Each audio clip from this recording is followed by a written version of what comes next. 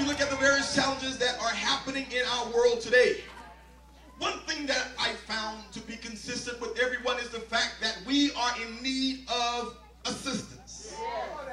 When we look at the obstacles that we face on a daily basis, truly there is a need for assistance. We see the job markets fluctuating. We see the housing markets with more upside down mortgages than right side up mortgages. Statistics indicate that drug usage is yet climbing amongst our youth. Self-esteem is still below desired marks when evaluating this new generation. And this rapid growing idea of bullying is leading many of our kids to attempt suicide. We see that gas prices are on the rise. We see that wars and rumors of wars have been normal national conversations. We see that Social Security is yet in debate. Medical coverage for our seniors is still beyond our abilities to afford. And I don't know about you, but I realize that it never was a time. Now is the time that we, the people of God, are in need of some help. It's quite natural for one to attempt to work things out for their own selves. Many of us are very skilled and we are very intelligent in our efforts. We have learned individually how to do various things. We've been trained by the best, so quite naturally, we feel that we have what it takes in order to handle the cares of today. We feel that we have the answers, or shall I say the solutions, to the problems that many of us face. But one thing I had to learn at an early age was that there are some things that I cannot achieve or accomplish by myself. There are some things that in my best day and thoughts still cannot be wrapped around the solution I need to provide the results most beneficial for my dilemma. I feel like talking to somebody in here tonight. So as we arrive at our text here, we are met by the prophet Elijah. Can I tell the story tonight? I ain't going to tell the story unless I get about 20 people to tell me to tell the story. So here we have the prophet Elijah here, and Elijah has received the word of the Lord again, telling him to go present himself to Ahab. And as Elijah begins to move and attempts to do the will of the Lord, he finds himself encountering a situation that was full of chaos. It really was a jacked up situation. His situation was full of challenges. It appeared that it was unable to be accomplished. And his situation was full of controversies. I dare somebody to tell somebody he sounds like he's talking about me. So y'all, we find here that Elijah was faced with these three different things in this in particular text. And yes, Elijah finds himself right in the midst of some mess. We must understand that there is a major famine at this time going on in the land. We must understand that Jezebel, the wicked wife of King Ahab, has vowed to kill all the prophets of the Lord. We must understand that there are 100 prophets who are presently hiding, fearing for their lives instead of standing tall and firm for the one who gives them divine insight. Elijah is in some mess, y'all. Can I tell the story tonight? King Ahab and his servants Obadiah have now split up to find some type of nourishment for their livestock. And Elijah was unliked, and he was a hunted young man. He was hated because he presented a threat to Ahab's policies. There's a lot of stuff going on in this text in here today. So as Elijah goes to find Ahab, he runs into this guy named Obadiah.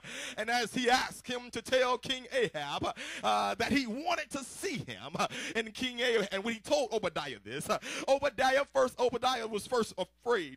He was fearful because he thought that when he went back to tell him that he wanted to see him, he feared that he would run. He feared that Elijah would run away and leave him out there all by himself. But we find here that the story goes on and tells us that Elijah promised Obadiah. He said that if you go tell the king that I want to see him, I promise you that I will be there to see the king when he arrives. Now this is where it gets good to me here. When Elijah finally meets up with Ahab, he didn't run and hide.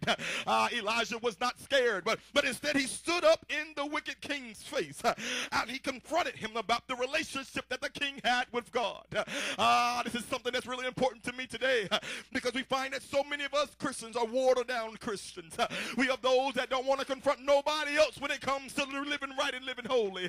We find that we're living in a day where everybody's saying they're saved and living any kind of way. today. And we're finding that so many Christian folks are scared to tell somebody else that don't look like holiness right there. But you got to sometimes know that no matter what comes against you, that every once in a while you got to tell somebody else what standards of holiness is about. It's time that we begin to teach our young people what holiness really looks like. I know it's not about the length of your skirt, but it's the character of your personality. It's time for us to start telling somebody. So here now we find that Elijah tells him, he tells him, if you tell Ahab that I want to see him, that I will be right here waiting to see him. He said, I'm going to confront the issues that I feel. So in verse 18 we see, it says, you have turned from the commandments of the Lord and started following the false gods of Baal. So Elijah said, bruh, we're going to have a mass meeting. Let's get this thing straight today. He said, call all of Israel, call all the prophets of Baal. He said, call all of your own personal camp. It's meeting time. Have you ever seen yourself confronted with something that you know that's been coming against you, and at some point in time you got tired of dealing with what you've been dealing with, and something down on the inside of you say enough is enough? Some of you need to get the same way about some of the people in your very own house. You need to tell the people in your house, if you're going to live in this house, that you're going to have to give God praise in this house. I don't care if you don't want to go to church.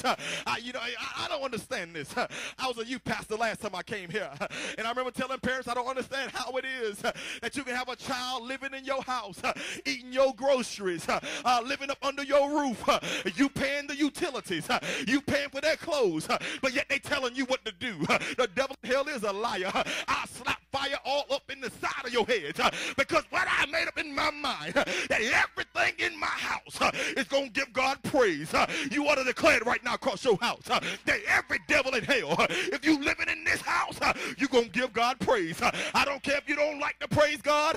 I don't care if you don't like to lift your hands. I tell you, it's time for us to confront some things.